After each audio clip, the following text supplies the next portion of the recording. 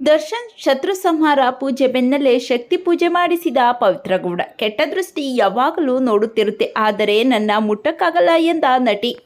ಕೆಟ್ಟ ದೃಷ್ಟಿ ಯಾವಾಗಲೂ ನೋಡುತ್ತಿರುತ್ತೆ, ಆದರೆ ಅದು ನನ್ನನ್ನು ಮುಟ್ಟಲು ಸಾಧ್ಯ ಇಲ್ಲ.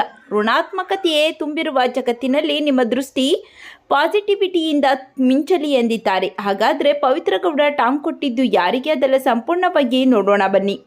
ನಟ ದರ್ಶನ್ ಅವರು ಕೇರಳದಲ್ಲಿ ಶತ್ರು ಸಂಹಾರ ಪೂಜೆ ನೆರವೇರಿಸಿದ ಬೆನ್ನಲ್ಲೇ ನಟಿ ಹಾಗೂ ಮಾಡೆಲ್ ಪವಿತ್ರ ಗೌಡ ಅವರು ಯುಗಾದಿ ಪ್ರಯುಕ್ತ ಮನೆಯಲ್ಲಿ ವಿಶೇಷ ಪೂಜೆ ಹಾಗೂ ಹೋಮ ಮಾಡಿಸಿದ್ದಾರೆ. ಈ ಪೂಜೆಯ ಫೋಟೋ ಹಾಗೂ ವಿಡಿಯೋಗಳನ್ನು ಸಾಮಾಜಿಕ ಜಾಲತಾಣಗಳಲ್ಲಿ ಹಂಚಿಕೊಂಡಿರುವ ಅವರು ತಮ್ಮ ಹಿಂಬಾಲಕರಿಗೆ ಹಬ್ಬದ ಶುಭಾಶಯಗಳನ್ನು ಕೋರಿದ್ದಾರೆ. ಅಲ್ಲದೆ ಕೆಟ್ಟ ದೃಷ್ಟಿ ಯಾವಾಗಲೂ ನೋಡುತ್ತಿರುತ್ತೆ, ಆದರೆ ಅದು ನನ್ನನ್ನು ಮುಟ್ಟಲು ಸಾಧ್ಯ ಇಲ್ಲ.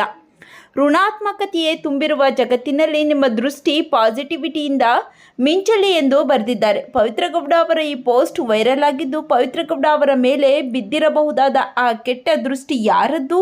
ಈ ಮೂಲಕ ಯಾರಿಗಾದರೂ ಪವಿತ್ರ ಗೌಡ ಸಂದೇಶ ನೀಡುತ್ತಿದ್ದಾರಾ ಎನ್ನುವ ಪ್ರಶ್ನೆ ಈಗ ಹಲವರನ್ನು ಕಾಡುತ್ತಿದೆ. ಹಲವರು ಪೋಸ್ಟ್ ಕುರಿತು ಟೀಕೆಗಳನ್ನು ಕೂಡ ಮಾಡುತ್ತಿದ್ದಾರೆ. ಪವಿತ್ರ ಗೌಡ ಅವರ ಬಗ್ಗೆ ನಿಮ್ಮ ಅನಿಸಿಕೆ, ಅಭಿಪ್ರಾಯಗಳನ್ನು ತಪ್ಪದೆ ಕಾಮೆಂಟ್ ಮಾಡಿ ತಿಳಿಸಿ.